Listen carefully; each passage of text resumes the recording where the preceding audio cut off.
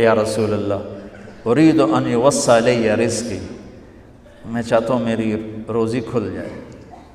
تو آپ نے کہا ادم علی الطہارہ یوسع علیک رزقک، تو باوضو رہا کر تیرا رزق کھل جائے۔ کوئی زور لگتا ہے وضو؟ تمہارے یہاں تو سردی ہوتی ہی کوئی نہیں کہ بھئی ٹھنڈا پانی ہے کیسے وضو، یہ تو ہمارے لیے مسئلہ ہے کہ بھئی ٹھنڈا پانی ہے کیسے وضو کرو۔